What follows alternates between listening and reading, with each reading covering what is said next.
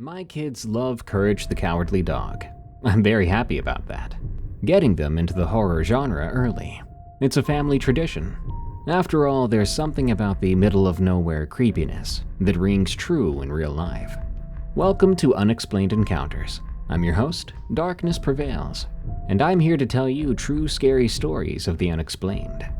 Today's episode is all about the scary things that have happened in the middle of nowhere. And I mean real life, not that liminal desert shack where that pink dog talks about the things he does for love. Enjoy. Send me your scary stories of the unexplained at darkstories.org. Follow and review Unexplained Encounters on Spotify, Apple Podcasts, or your favorite podcast app to help us grow. And check out my absolutely gorgeous new book, Creepy Campfire Stories. Available now for pre-order on Amazon, Barnes & Noble, or just go to creepycampfirestories.com. Thank you. Now, let's begin. Old Boy Versus the Wendigo, from Enttent. I grew up in Lincoln, but every summer and most school breaks, I'd spend time at my grandparents' farm, about 60 miles northeast of the city. The place had been in our family for decades. 320 acres of corn and soybean fields, stretching in every direction, with the farmhouse sitting on a small rise, surrounded by a few outbuildings and a big red barn, which had seen better days. My grandparents, Earl and Dorothy, were the kind of people who went to church every Sunday morning and Wednesday evening without fail. Grace before every meal, evening prayers before bed. And if you were staying in their house, you participated whether you wanted to or not. I didn't mind it much as a kid. They weren't actually pushy about it, just consistent. Every night I stayed there, Grandma would sit on the edge of the guest room bed, and we'd say prayers together before she tucked me in. The nearest neighbor was about 2 miles down a gravel road, and the closest town was 15 miles away, with a population of maybe 800 people. When you stood in their yard and looked in any direction, all you could see were fields, fence lines, and sky. At night, it got dark in a way that city kids never experience. No street lights. Couldn't see any other house lights in the distance. Just whatever the moon and stars provided. The property had a small pond about 200 yards behind the house, maybe half an acre in size, fed by runoff from the fields and a seasonal creek. In summer, it was great for catching bluegill and bass, but in the winter, it froze solid enough that you could walk on it if you were stupid enough to try. Grandma always warned me to stay off that ice, said it might look thick, but you never knew where it might be weak, then threatened to tan my hide if she caught me taking even a step on it. But the most memorable thing about that farm was Old Boy. Old Boy was my grandpa's golden retriever. Though calling him a golden retriever does not do him justice. This was a massive dog. Maybe it's my childhood memory exaggerating, but I'd say he was at least 120 pounds, maybe more. Biggest golden I've ever seen before or since. He was 12 years old back when I first started to visit regularly, already getting gray around his muzzle, but still strong and energetic. Grandpa said he'd gotten him as a puppy from a farmer whose dog had bred with some kind of mix. Maybe part Newfoundland or St. Bernard, which might explain the size. Despite his size, Old Boy was gentle as could be around people. He'd let me climb all over him, use him as a pillow when we were watching TV, even steal food right off his plate without so much as a growl, though the one time I did that when playing with him, I got in some trouble. He followed me everywhere when I was at the farm, as if he had appointed himself my personal bodyguard. I was around 9 years old when the first accident happened, though accident really isn't the right word. More like a near event. I was visiting during winter break in February. There had been a decent snowfall a few days earlier, about 6 inches, and the temperature had been hovering around 25 degrees for the better part of a week. Cold enough to keep the pond frozen solid, but not so cold that you couldn't play outside for a while if you bundled up real good. I'd been cooped up in the house for 2 days due to a storm, and when the sun finally came out, I begged my grandma to let me go outside and play. She agreed, but made me promise to stay away from the pond ice and to come inside if I got too cold. I grabbed my coat and gloves and headed out with old boy trotting alongside me. We were playing fetch in the yard between the house and the barn. Old boy was chasing after sticks and tennis balls despite the snow. Even at his age, he could still run pretty well, though he'd get winded faster than he used to. I was having a great time. First real outdoor play I'd had in days. After a few minutes, I was getting ready to throw a stick toward the barn when I heard something that made me stop mid-throw. It sounded like a puppy crying. Not a bark or a whimper like dogs do when they want attention, but this genuine distress cry like an animal in pain. The sound was coming from the direction of the pond, somewhere near the hedgerow that separated the yard from the pasture. I had always loved animals, especially dogs. Had been telling anyone who'd listened that I wanted to be a veterinarian when I grew up. The idea that there was a hurt puppy out there, and I wasn't helping it, made my stomach hurt. I remember saying, "Come on, old boy," and dropping the stick I had, heading toward the sound, thinking there was a puppy that needed our help. Old boy had been panting happily from our game, but as soon as I started to walk toward the hedgerow, his demeanor changed completely. His ears went forward, his tail stopped wagging, and he started to make a low sound in his chest, like a rumble. I'd never heard him do that before.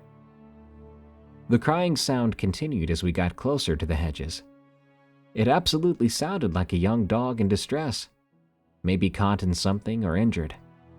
I was maybe 30 yards from the hedgerow when old boy suddenly bolted past me. But instead of heading toward the sound like I expected, he turned and started pushing me backwards with the side of his massive body. Not aggressively, but firmly, like he was trying to herd me away from where we were heading. The whole time he was doing this, he was growling. It didn't seem to be at me, but rather at something in the direction of the crying sound. I guess he didn't like the sound of a strange dog, puppy or not, on his property. "What's wrong with you?" I asked him, confused and frustrated. There was a puppy still crying out there, and here was old boy keeping me from helping. I tried to push past him, but he was bigger than I was back then and determined to move me away from those hedges. Every time I'd take a step toward the pond, he'd block me and push me backward. His growling was getting deeper and more insistent, too. Again, I'd never seen him behave like this before.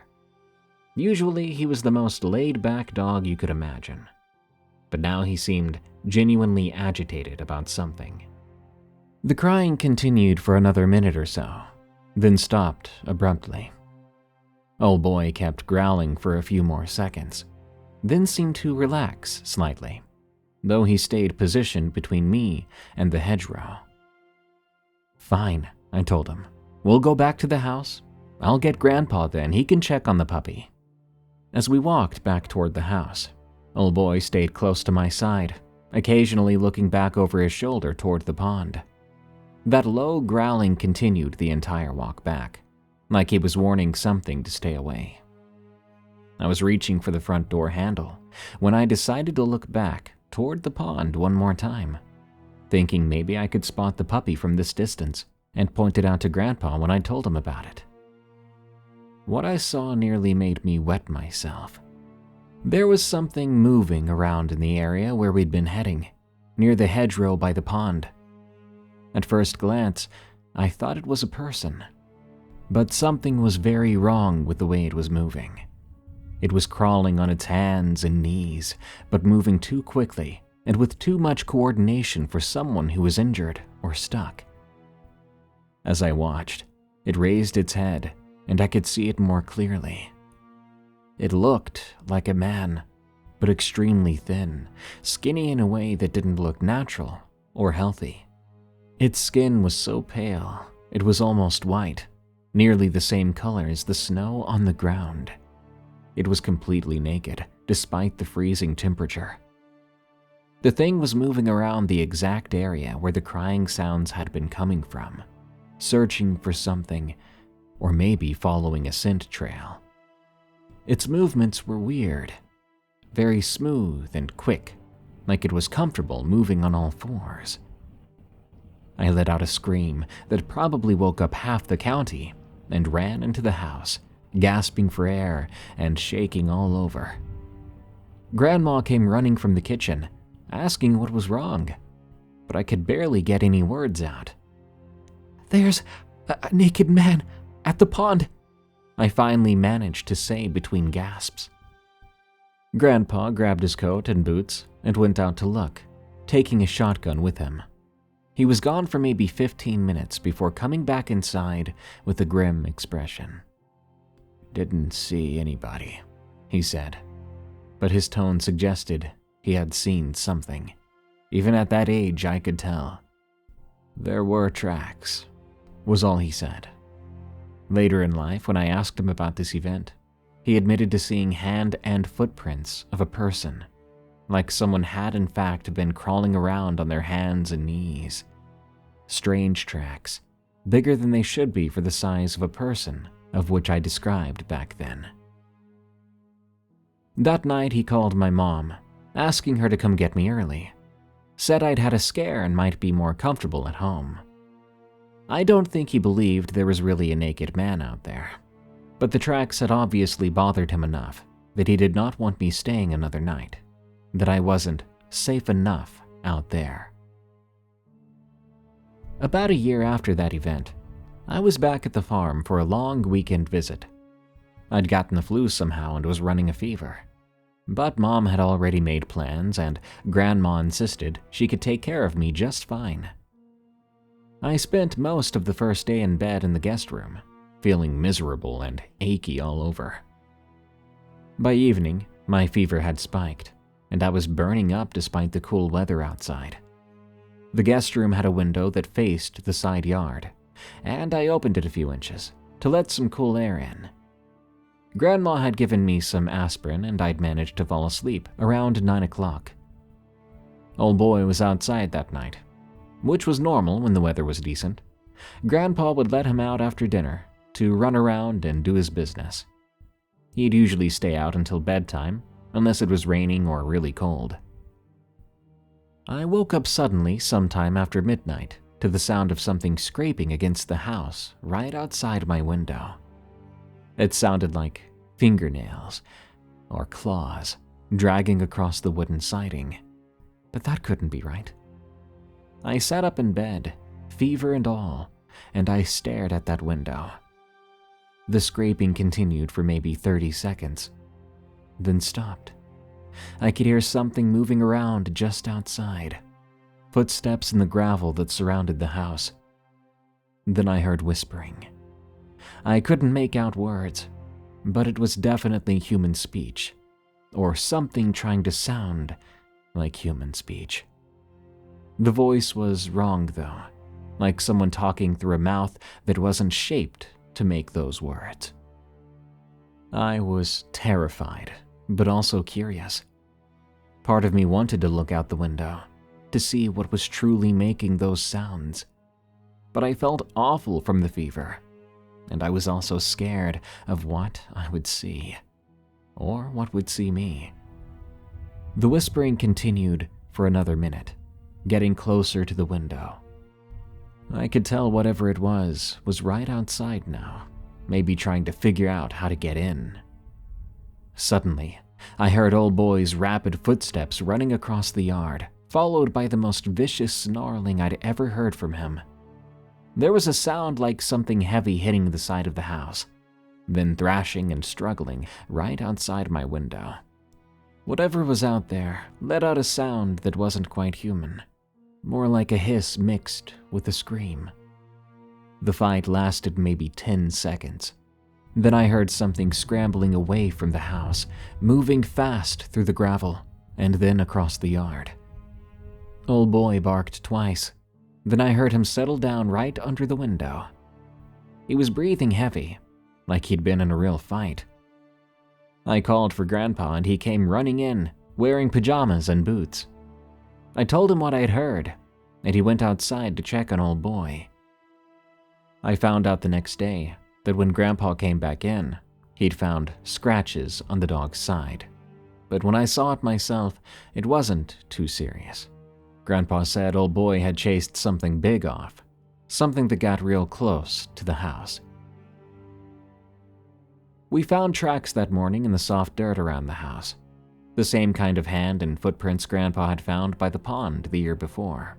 I was feeling a bit better that morning, otherwise I wouldn't have been able to see this myself. Whatever had been trying to get into my room that night had been crawling around the house on hands and knees, looking for a way in. I never saw the thing clearly during that second encounter, but I'm pretty much convinced it was the same creature from the pond. Something that looked human but wasn't. Something that made crying sounds to lure people close. Something that wanted to get at me, apparently. Old boy died the following winter at age 14, and I never went back to the farm after that. Grandpa sold the place a few years later and moved to town. I asked him at one point if he'd ever figured out what had been bothering me during those visits. He simply said he didn't know, and he was being truthful. I don't think anyone around those parts knows what that thing was. But I'm grateful for old boy, who probably saved my life on 2 separate occasions.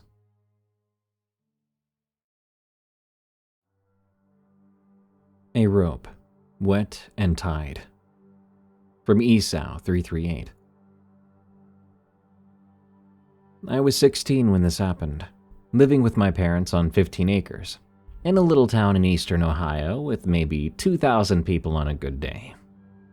Our house sat at the end of a gravel driveway that stretched nearly a quarter mile from the county road, surrounded by dense woods on 3 sides. Our nearest neighbor was close to 2 miles away, and on overcast nights like this one, you couldn't see a single light from any other house. It was early October, a Friday night, and I'd finally convinced 3 of my friends from school to come over for the weekend. This was a bigger accomplishment than it might sound. Living that far out in the sticks made socializing complicated.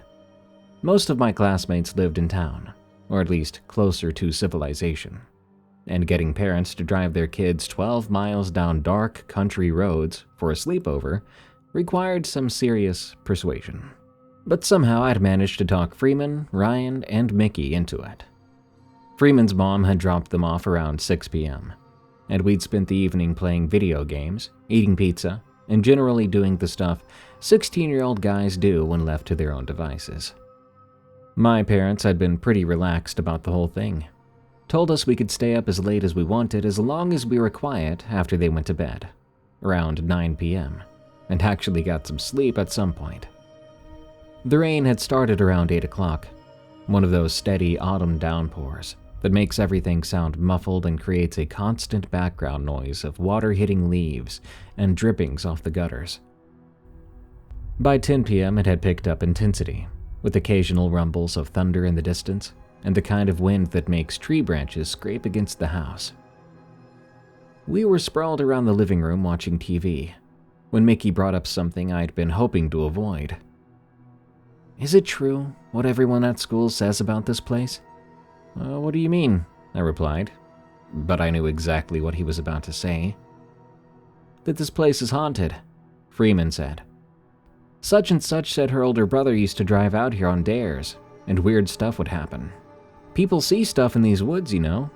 Hearing voices, that kind of thing." Then Ryan, "Yeah, I heard about that too. They say the land itself is haunted." Now at that point I'd lived on the property for 4 years, since my dad had gotten a job at a factory and we'd moved from Columbus. During that time I'd had several experiences that I couldn't easily explain away. There was the figure I had seen walking between the trees behind our house one evening while I was taking out the trash. It was a tall and dark silhouette, moving like it was dragging its feet or hurt, but when I had blinked, it was gone. There was another occasion when I was walking our dog along the tree line. I'd glanced up and sworn I saw what looked like a noose hanging from a thick oak branch, maybe a few yards into the woods. My view of it had been so clear, enough to make my stomach drop, Rough rope formed into a hangman's knot, swaying slightly in the breeze. But I swear when I rubbed my eyes and looked back, there was nothing there, just normal branches. I didn't tell my parents about it, and I definitely wasn't going to tell my friends here. Getting them to come all the way out here had been difficult enough, without adding ghost stories to the mix, stories that would make a high school kid just look weird. I don't know, I said, trying to sound casual. You know, people just make stories up about places they don't know anything about, especially those out-of-the-way places. Probably just because it's dark out here. Makes your imagination work overtime. Mickey asked, "But you've never seen anything weird?" "Nope, nothing like that," I lied. "Just regular country stuff. Deers and possums, and one time I saw a fox." We went back to watching TV. The rain was coming down heavier, and every sound from outside, branches hitting the roof or water overflowing from a clogged gutter, seemed louder. Sometime around midnight, we switched to Adult Swim, and were only barely watching some cartoon that I don't recall, fighting off sleep. My parents had been in their bedroom for a few hours by then, and the house had that quiet feeling, that one it gets when you know most people are asleep.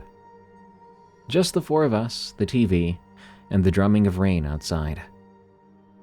But then we heard the tapping.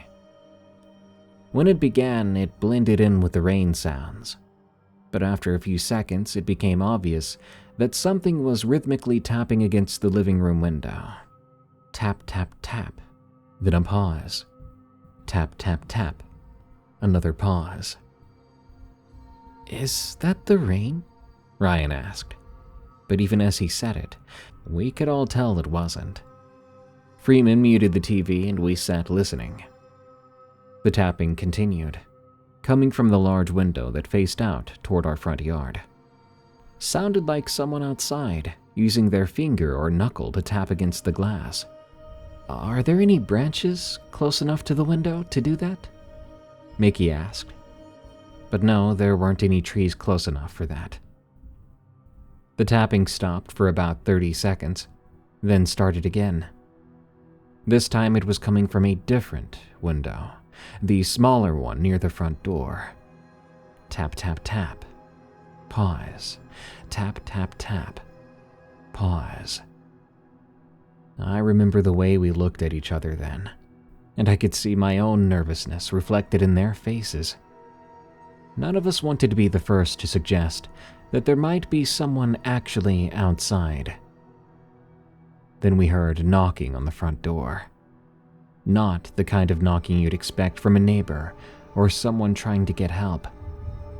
These were slow and heavy knocks, like someone who knew we were there and wanted to scare us.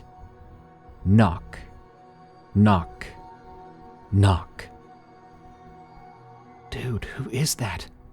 Freeman whispered. I didn't want to look, but I was the host, and it was my house, so I felt as if I had to do something. The front door was about 10 feet from where we were sitting, with a window right next to it that looked out onto our front porch. "Come here," I said, gesturing for them to follow me. "We'll all go. We'll see who it is." We crept over to the window, and I slowly pulled back one slat of the mini blinds to peer outside. The porch light was still on, but the rain was quite heavy. Visibility was limited. At first, I didn't see a thing. Then, as if on cue, there was a lightning flash. For a split second, the entire front yard was illuminated in stark black and white. Standing on our front porch, maybe 6 feet from the door, was a tall man wearing what looked like old work clothes. Dark pants, a light-colored shirt, and suspenders. He was completely soaked from the rain. His hair was now plastered to his head. He was dragging something behind him too, something that looked like rope. When the lightning faded and my eyes readjusted to the dim porch light, I could see him more clearly. The man was very tall. If I had to guess, maybe 6.5 feet, with a gaunt face and deep-set eyes. The rope he was dragging was thick and coiled, and one end was formed into an unmistakable hangman's noose. All 4 of us saw him at the same time. We jerked back from the window simultaneously, and I heard Mickey let out a strangled gasp. "Did you guys see?" Ryan started to whisper, and Freeman finished for him. "The noose? Yeah, I saw that." The knocking came again, more aggressive than before. Knock, knock, knock, with shorter pauses between the sets. I started to panic. I think we all did. This wasn't a confused neighbor, nor was this someone with car trouble. This was something wrong, something that should not be on our porch at midnight, dragging a noose behind him. "I need to get my parents," I said. I ran toward the back of the house where their bedroom was, and they followed. I started to bang on their door with both fists, because after trying the knob, it didn't budge. "Mom? Dad, wake up! There's someone at the door!" Freeman was even kicking the bottom of the door, while Ryan and Mickey were calling out for my parents to wake up. We made enough noise to wake the dead, but there was no response from inside that room. I tried the door handle again, but it simply wouldn't move. It felt like it was more than locked, like it was being held shut. But none of the interior doors in our house had locks, and why would my parents do that, standing there holding it shut like that, after having been in their room quiet for hours? I threw my shoulder against it then, thinking maybe it was just stuck, but it felt hard as a rock.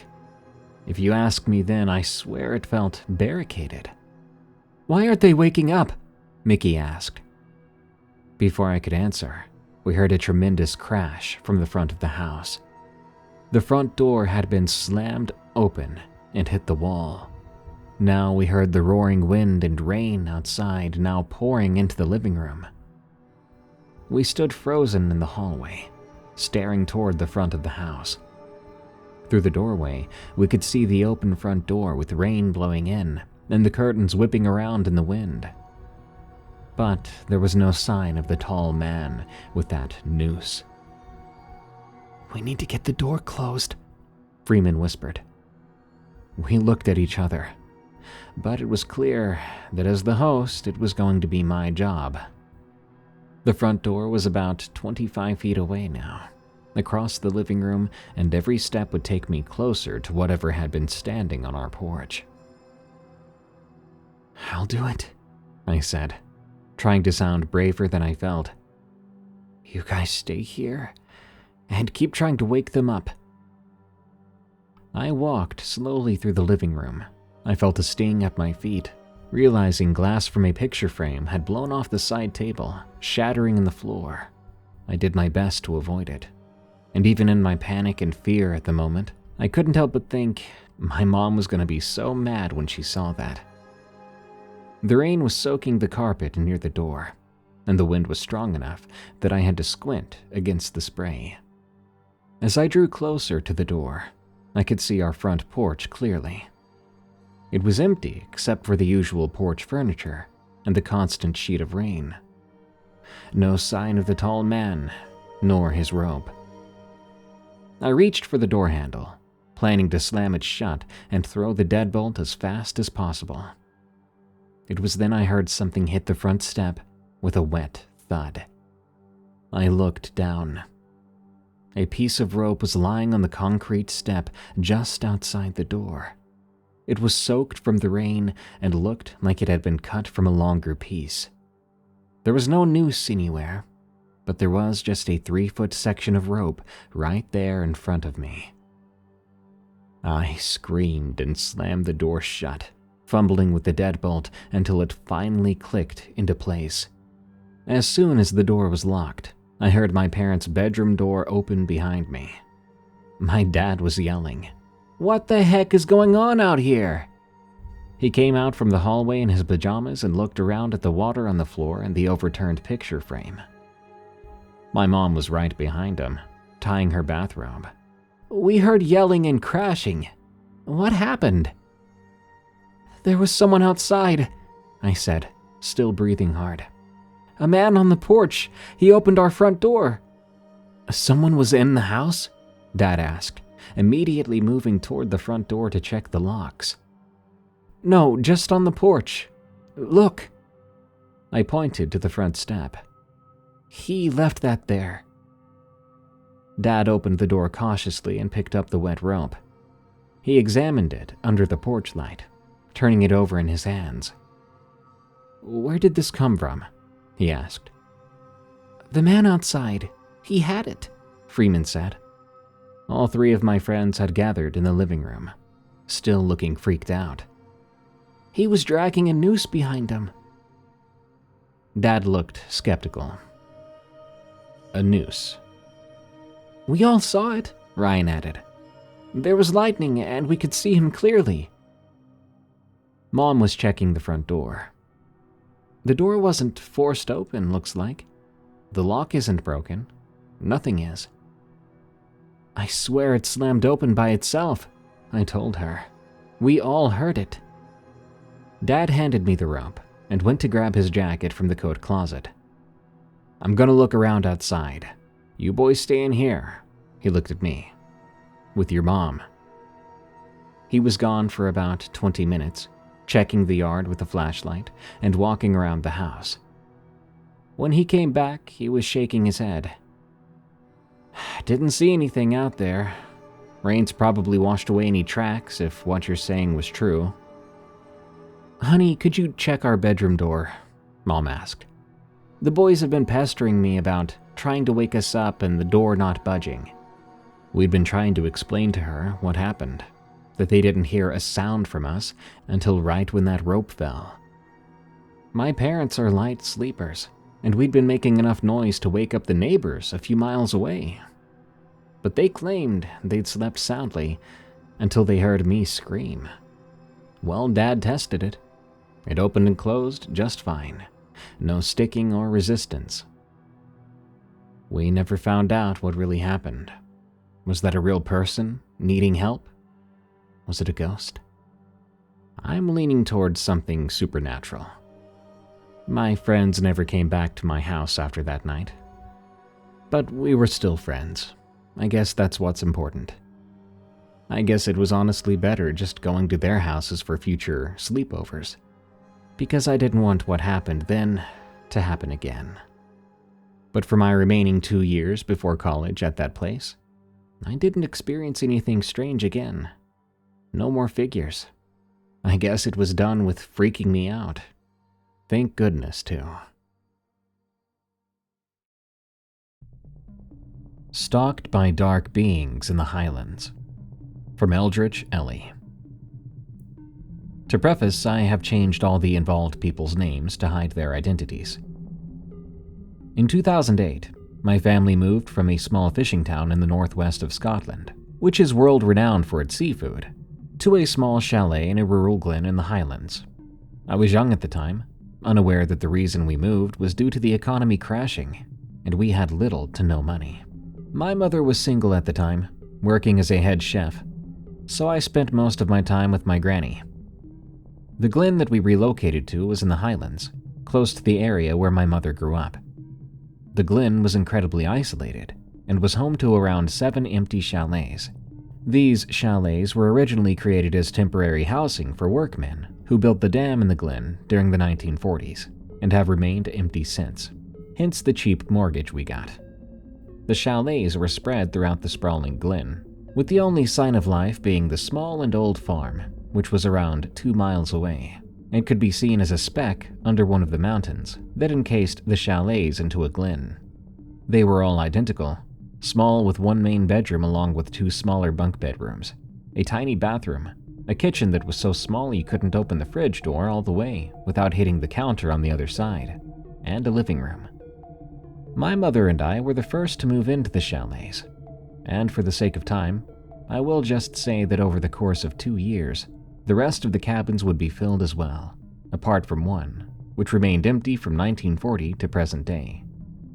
My aunt and her boyfriend moved into the cabin beside us, and on the other side, a small family from England also moved in.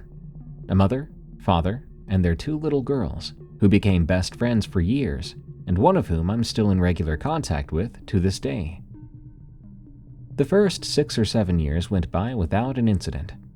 Everyone living in the Glen had created a small community, as we had to rely on each other, especially during winter when our water would freeze, and the road out of the Glen would be blocked by ice and snow, trapping us. So it was essential to know your neighbor and help out whenever possible, even if they were a 30-minute walk up an icy hill and in the woods. But something happened when I was 10 years old. Around 2014 to 2015, a shift in the atmosphere. It started with my aunt causing arguments with a few neighbors over something silly. From then on, she systematically blew up at everyone, was always causing fights, which made the Glen a very tense place to live. This in itself was highly out of character for her. She had always been the most bubbly, friendly person in the room, and one of my best friends. My mother, her new partner, and I were still in contact with everyone and had no issues. But it was still a very unpleasant place to live. And that's when it started. The first incident happened when I was in bed one night, and my mother got a phone call from my dad, who was never really in the picture but still loved me nonetheless. He was from the Isle of Barra, a small Scottish island, and had never visited the Glen. Yet he had phoned my mother in the middle of the night, which was the first odd indicator. He never phoned us. I didn't learn about what was discussed in that phone call until a few years later. But the gist was, my father had a nightmare about the Glen. He was up on the hill looking down into the valley, where our chalet was situated. He described seeing something hiding behind a rock, and it was watching me walk down the road after school. He described there being a bad presence in the Glen, and refused to ever visit. He wanted to know if I was all right, that I was safe, which I was, and we didn't hear from him again until Christmas, which was to be expected. My mother kept this information between her and her partner, as she didn't want to scare me, and it was also likely that she thought my dad was delusional and finally cracked. The first sighting of this thing happened a few months later. It was when my aunt suffered an injury at work and took some time off. She was hoovering one afternoon when she got this feeling of being watched. And then she saw it, in the corner of the room. She described seeing what looked like a head and shoulders. It was black, and the very being shifted like smoke, and within an instant, it was gone. When she told my mother about this, my mother just brushed her off, saying that it was probably the pain relief she was taking due to her incident, causing her to see things that weren't actually there.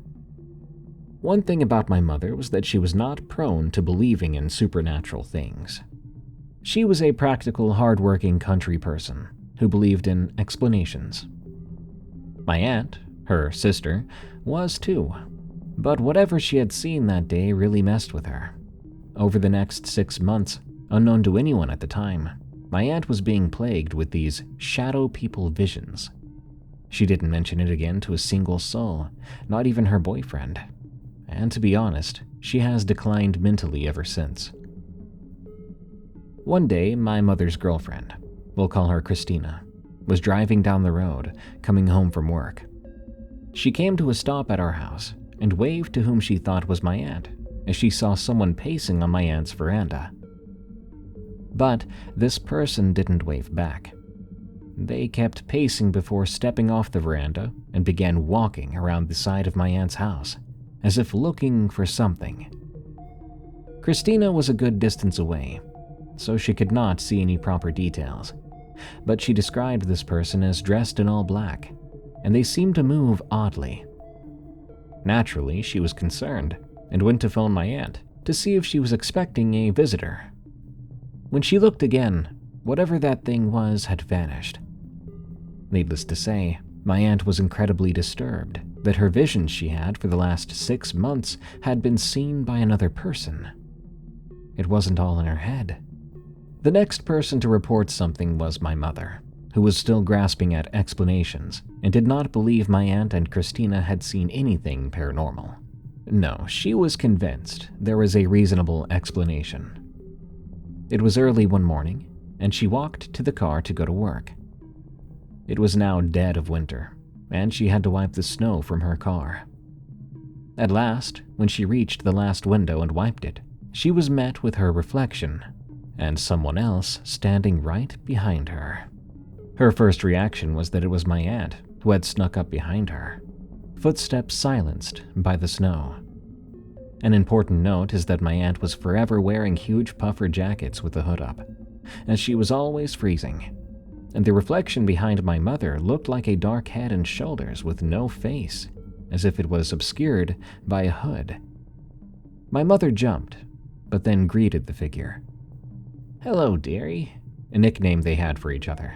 "You scared me." My mother turned around, and no one was there.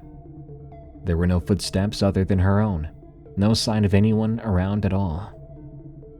I think that was the moment my mother realized that whatever was happening could not be explained so easily. Of course, not wanting to scare young me, my mother kept all of this from me.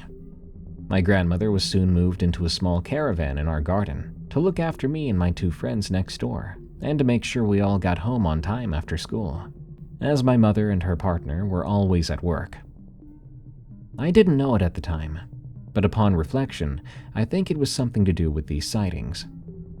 An important side note here, before I continue to the more horrifying aspect of this story, is that when choosing our chalets, my grandmother accompanied my mother and my aunt. My grandmother, for some reason, insisted on not choosing what would become my aunt's chalet, the chalet that has always been abandoned, which I mentioned previously, and what would become the English family's chalet. She was insistent on it, saying that those 3 had an especially bad feeling. An odd thing for her to say, as she came from the Outer Hebrides and had no time for any superstitious nonsense. Needless to say, my aunt didn't listen, and moved into the one she was warned against. My granny never stayed overnight in my aunt's house, even during Christmas. She insisted the events would be held at my mother's chalet instead, the only place she felt at peace. Anyway, as I said, this next part is particularly disturbing to me. I've mentioned the English family, and this is where their part of the story takes place. To set the scene, let's call the mother Sarah, the father Wyatt, and the 2 girls Alice and Isla. They, like us, were very poor, and unfortunately, the mother and father could always be heard, yelling and fighting. Wyatt was very much your typical camo-wearing, beer-drinking wilderness lover, who did not believe in anything other than Mother Nature and pot noodles. So, when he suddenly became scared of the dark and jumped at every sound, it was concerning. He never spoke about his experiences until his eldest daughter, Isla, who was around 14 or 15, started screaming in the middle of the afternoon. Isla had let the dogs out to pee and stood on the veranda for them to finish their business. As she waited, she noticed someone walking between their cars in the driveway. She assumed it was either me coming to visit, as I did every day, or another neighbor. But as she watched, she realized this person was walking between the 2 cars, looking in every window, as if searching for something. She was about to call out to this person to see what they wanted, but stopped when she saw it get closer. She described this thing as being a black humanoid shape, but unlike being described as thick or broad like my aunt or mother, she described this thing as being incredibly skinny. She said she watched in horror as it dropped to the ground and began crawling under the cars. She doesn't know what it wanted or what it was doing. She just started screaming. I remember hearing the screaming. I was playing in my garden next door, completely unaware of the horrors a few meters away. I never saw this shadow being, not once. The only sighting with me involved came from Wyatt. He was driving home one day, and looked down into the basin of the glen from the main road. From there you could see part of the road that led deeper into the glen, the same road I'd walked every day after getting off the school bus. As he was turning off the main road and onto the dirt track, he could see me a little while ahead, walking my usual route, and behind me, a dark figure, slowly following quite a distance away but following me nonetheless. Wyatt stepped on the pedal and offered me a lift home when he reached me. Of course, he didn't tell me this yet when it happened, as it would have terrified me. He phoned my mother that night to inform her. And the most disturbing part, when he dropped me off at home and parked in his own driveway, he saw the figure again, standing outside my garden gate, not moving an inch. It was gone in the blink of an eye. Despite the tensions in the glen caused by arguments my aunt had started, everyone at some point revealed their own sightings of this thing. Some described it as tall and skinny.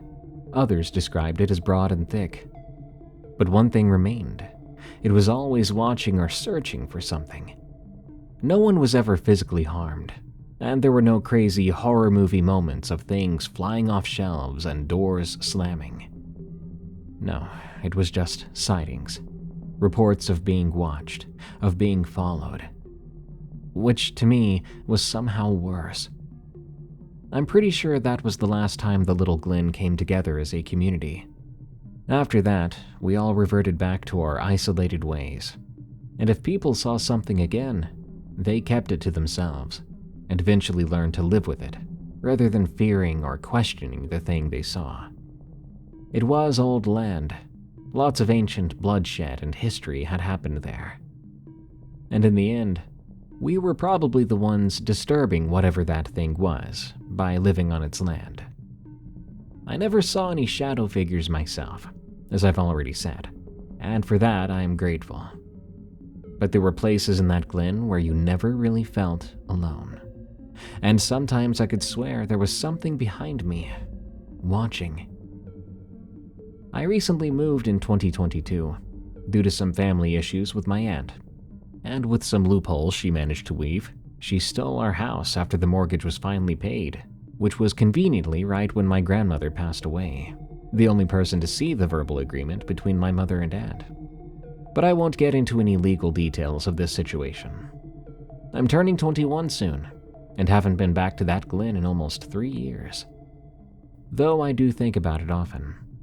I think about my aunt living there alone, with our empty chalet beside hers, and those things that watched us for nearly 10 years. I just wonder if those shadowy things had a hand in my aunt's sudden change in personality. Was my dad's phone call a warning? And most of all, why did people's lives begin to fall apart when those things started to appear? And what did they want? If anyone knows anything about what we were seeing, please comment. I've been researching shadow people, but all I can find is information about sleep paralysis, and we were certainly not asleep.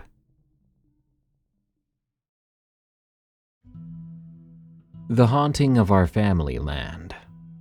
From Mari. I'm a 32-year-old woman, and I've always been a bit more sensitive to things I can't quite explain. I never sought out these experiences, never tried to see things that aren't there. I've just lived with it. Most of the time, I'm skeptical. I've always tried to find a rational explanation for the strange things that happen. But let me take you back to the beginning. I live in a small northern European country where people aren't especially religious or superstitious. Sure, there are some old beliefs about spirits in the forest, but my family never put much stock in that. My family owns a piece of land with a forest and an old house. It's been in our family for generations. My great-grandfather built it in the early 1900s. My grandmother was born and raised there. My mother spent her childhood there, and I did too. For as long as I can remember, I felt uneasy in that house. Even when I was a little girl, I had vivid nightmares whenever we stayed there. There's always been one nightmare in particular that keeps recurring and haunts me. In the dream, there's a dark figure walking across the field toward the house, It stops and just stares into the windows. Somehow I've always known, instinctively, that if you see this figure in your dream, you have to hide. It can't see you, and you must never see its face. I don't know how I know this, but it's been the same in every dream. Hide, stay away from the windows, or something bad will happen. As I grew older, I spent less and less time at that old house. But even in my own apartment, far from that house, the dream still comes, time after time. I'll be lying in my own bed, drifting off to sleep, and then suddenly I'm back at the old house. The dark figure is outside, circling the house, peering into the windows. I can't explain why it feels so real, or why it keeps happening. All I know is that the feeling of dread never really goes away. After my grandmother passed away, my mother took over the house. She renovated it, trying to make it more comfortable so that my daughter and I would want to spend more time there. But no matter what she did, I still didn't want to be there. My husband, on the other hand, loves the countryside. He goes there more often, and has even been there alone. By the way, I'd say he's more sensitive than I am. One warm spring day, he decided to go there with our daughter. When he arrived, he realized my mom had forgotten to leave the spare key in its usual spot. He called her to ask how he could get inside.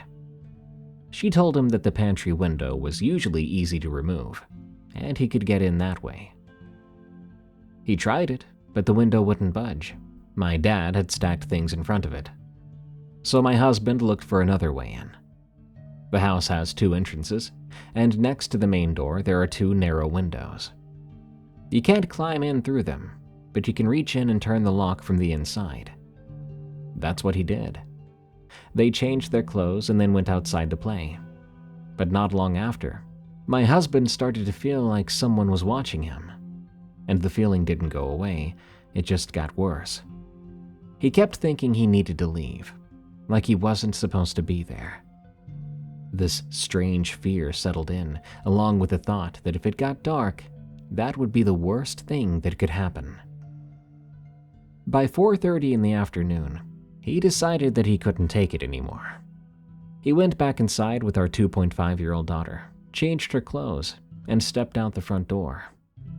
Just as he did, he saw a dark figure slip past the doorway. He was startled and unsettled, but didn't say anything.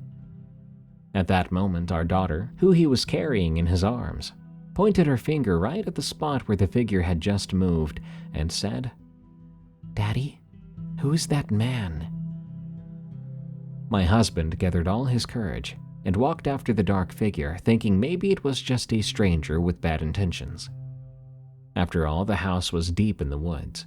There are no permanent neighbors, and the closest houses are more than 2 kilometers away. It's the sort of place where old houses are left empty most of the time, perfect for someone looking for an easy target to steal from. He ran around the house twice, and even checked all the other buildings on the property. But there was no one else there. That dark figure vanished too quickly. If it had been a person, my husband would have seen them. The entire property is fenced in with a metal mesh fence that you can't just climb over, and the figure had moved in a direction where it would have gotten stuck behind the fence. My husband locked the door, rushed to the car with our daughter, and drove straight back to the city without looking back. Ever since that day, he's had a lingering discomfort whenever he visits the old house. I have my own theory. I think it might have been my great-grandfather. He died before I was born, so neither of us ever met him. But I believe he's still watching over the land and the house, and maybe my husband's little break-in through the window was enough to rile him up. I told my husband that next time he goes there, he should start by saying hello, like he's letting my great-grandfather know he's family, that he belongs there and doesn't need to be watched. But I don't believe that the figure in my nightmares is my great-grandfather. I think it's something much darker. This land has seen wars and violence, foreign invasions, other bloodshed. Who knows what kind of malevolent spirit might be trapped there? For some reason, our daughter seems to have a way of scaring my husband even more. Ever since that encounter, he's never gone to the house alone again. He only goes when my parents are there too. But when it's time to drive back to the city, he still has to make that trip alone with our daughter. And quite often, she'll point out the car window, saying, "Daddy, look, there's a man standing there." Or, "Daddy, why is that man standing there?" My husband always asks her what she's talking about, and she insists, calmly and clearly, that there's a man standing there in the trees. And on the other side of the road stands another. He always double checks, making sure it isn't a trick of the light or some reflection. He's even tried to rationalize it, thinking maybe it's just someone out walking in the woods. But as our daughter grows older and her speech becomes clearer, she's able to describe what she sees with more detail. A dark figure, a man, standing between the trees, just watching. When my husband tries to reassure her, saying it's probably someone spending a weekend at a nearby house, or just someone out for a walk, our daughter always says very firmly, "No, it's a ghost." It's worth mentioning that in our family, no one talks about ghosts. My parents firmly believe it's all nonsense, and my husband's mother is terrified of death and the dead, so we're not even allowed to use the words death or ghost around her. It confirms for me that there's something a bit off about that house and that land, and that she shouldn't spend too much time there so she doesn't end up haunted by the same nightmares that have followed me since I was a child. Call me a Redditor all you want, but dogs truly are the goodest of boys. What other critter has evolved right alongside us for so long? Don't say mitochondria. Good night. Thanks for tuning in to another episode of Unexplained Encounters. I have been your host, Darkness Prevails. Find me on X at Dark Prevails. Follow and rate Unexplained Encounters on Spotify and Apple Podcasts, or on your favorite podcast app. Send us your scary stories of the unexplained at darkstories.org. And if you like these stories from the middle of nowhere, you can get more just like that in my beautiful hardcover book, Creepy Campfire Stories, coming July 8th. It's filled to the brim with scary outdoor-related stories, and you can pre-order it now on Amazon, Barnes & Noble, or your favorite bookstore. But the easy way is to just go to creepycampfirestories.com. Thank you. Until next time, everyone, stay safe out there and stay creepy, because this world is a strange one.